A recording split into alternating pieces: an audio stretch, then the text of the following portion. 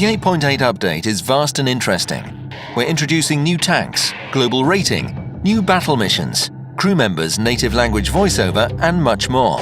We will cover these changes in detail in this review. Good news for medium tanks fans. 4 new Soviet vehicles are introduced: the A-43, A-44, Object 416, and Object 140. The A-43. It is a new Tier 6 tank, an alternative to the T-34-85. It has much better mobility compared to the T-34, but the gun has lower armor penetration and one-shot damage. However, the fire rate is much higher. The tank also benefits from superior ride smoothness and accuracy on the move. The A-44. It is an unusual medium tank with its turret mounted in the back. Such a design requires increased skill in battle, especially in urban combat. The tank has great mobility and a powerful 107mm cannon, the ZIS-6, well known among players. The combination of armor penetration and one-shot damage makes it one of the best guns of its tier. Object 416. It also features a rear-mounted turret. The traverse angle is limited to only 150 degrees, meaning that this vehicle will be unable to use common medium tank tactics, like circling around a less mobile opponent. But the vehicle has good mobility, a decent weapon, a low silhouette, and low visibility as a result.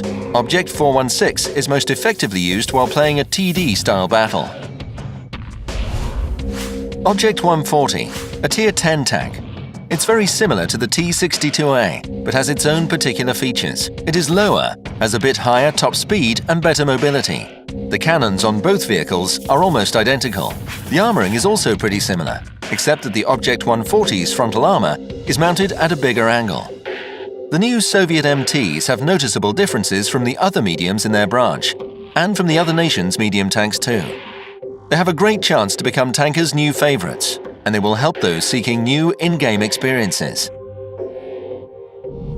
2 tanks were added to the German branch, the Durchbruchswagen 2 and the VK30.02M. The Durchbruchswagen 2 is a Tier 4 heavy tank.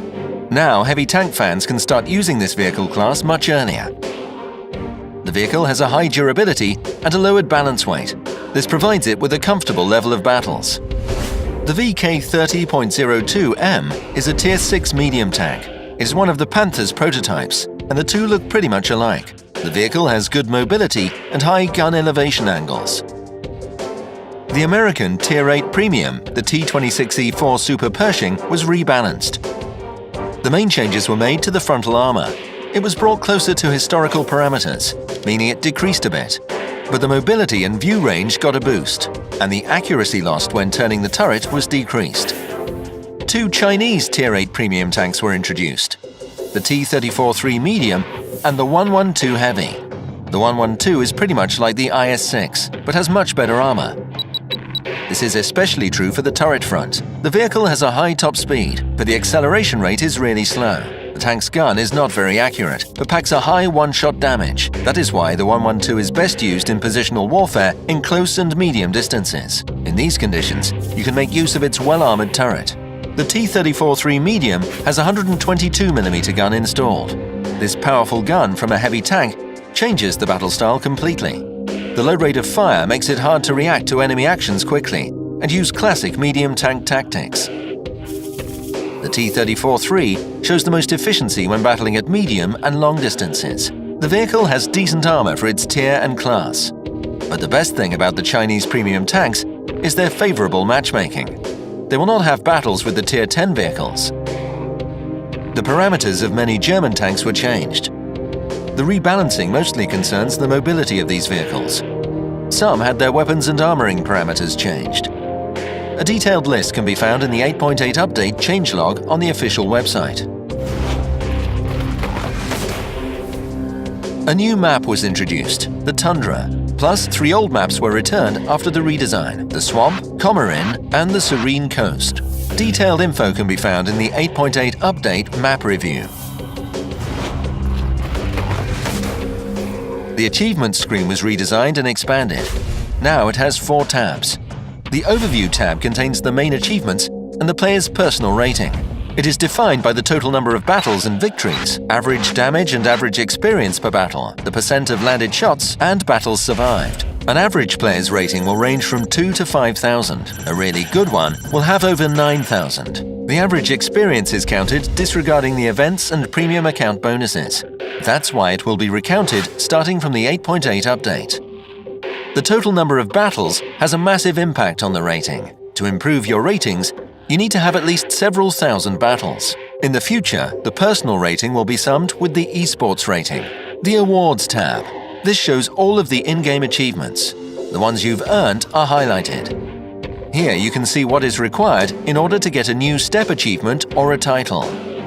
Statistics. This is a tab with numbers that are already familiar to the players. Total number of battles, number of vehicles destroyed, accuracy ratio, and so on. But now, stats are more detailed and better looking. Vehicles tab.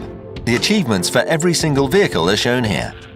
You can view all of them or just the ones you currently own. The info can be sorted by different parameters like the number of battles or win ratio. The new Achievements tab is much more informative, user-friendly, and pretty obvious. It looks similar to the World of Tanks Assistant. National voiceovers were introduced. If you want the crew members of every nation to speak their own language, you should enable it in the options. Now, the mission objectives are shown in the game client. It shows the active and future objectives, as well as their status. The rules of ramming have been changed. Now, the penalty will be assessed against the player that had a higher speed at the moment of collision. Now you can shoot automatically by holding down the fire button. From now on, a player who received an epic achievement, a battle hero, or a platoon achievement in a lost battle will receive 1.5 times more credits and experience along with the winning team.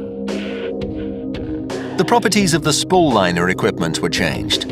In addition to absorbing splash damage, it now reduces the chance of the crew members getting injured. The light liner reduces the injury chance by 20%, medium by 25%, heavy by 30%, and the super heavy one reduces the chance by 50%. These and many more changes await you in the 8.8 update. Good luck in battle!